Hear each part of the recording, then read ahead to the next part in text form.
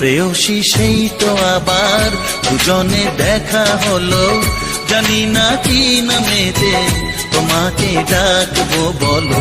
ষোড়শী কাছে এসো, বলো না সাথে চলো, জানি না কি নামেতে তোমাকে ডাকবো বলো।